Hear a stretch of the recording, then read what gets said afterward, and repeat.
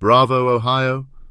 Bravo indeed for proving that the arc of the moral universe, while long and fraught with the snares of theocrats and Puritans, does indeed bend towards justice and individual sovereignty over one's fleshly temple.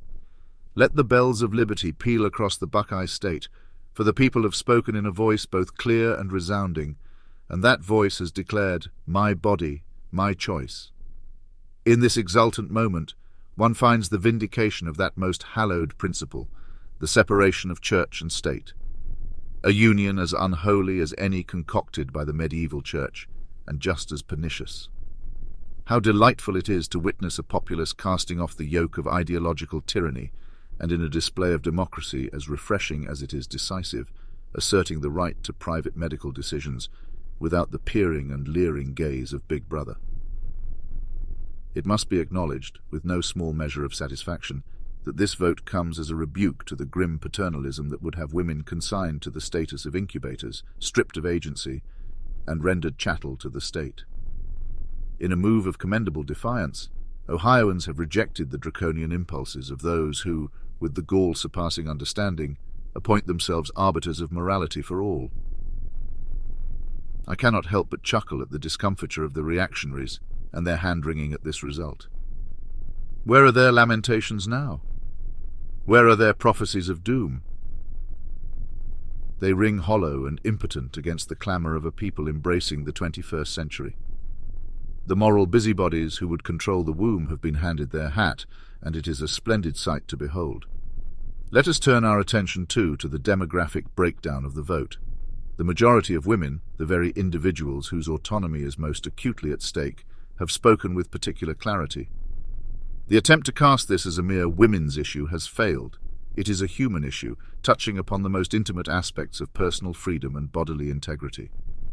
That men too have shown support, albeit in smaller margins, is encouraging.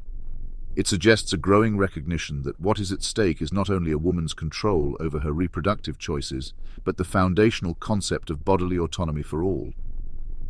The diverse coalition of Black, Latino, Democrat and independent voters rallying behind the amendment is testament to the cross-cutting appeal of liberty. It transcends the superficial boundaries of race and political affiliation, reaching into the heart of what it means to live in a society that respects the individual.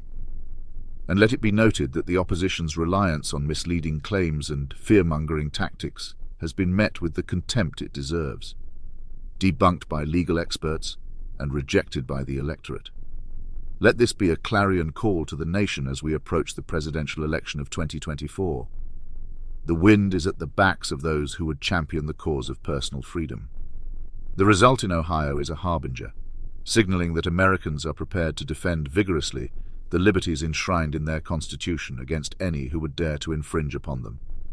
Indeed, let us not overlook the poetic justice that this vote represents, a vibrant repudiation of the monstrous visage of right-wing zealotry. It brings to mind that scene from the celluloid annals of Predator, in which the grizzled warrior, coated in the muck of battle, comes face to face with his otherworldly nemesis and declares, "You are one ugly motherfucker." It is with a similar sense of both revulsion and triumph that Ohio's citizens have gazed into the grotesque maw of regressive politics, a nightmare visage that sought to devour their rights, and have delivered their own resounding verdict. The grotesque countenance of this attempted usurpation of rights, with its mandibles dripping with the acid of oppression, has been met with the steely gaze of a populace armed with the most formidable weapon in the democratic arsenal, the vote.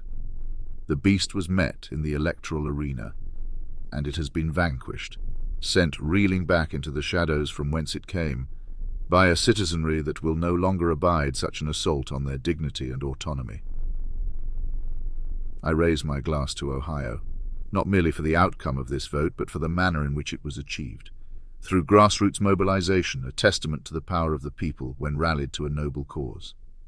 This victory is yours, and may it serve as a beacon to all states, all citizens who value the sanctity of personal choice over the despotism of those who would insert the state into our private lives and decisions. The message from Ohio is clear. The privacy of the ballot box has reflected the privacy that must be respected in the individual's personal medical decisions. It is a vote for modernity, for progress, for the inalienable rights of the individual, and it is a glorious thing to witness.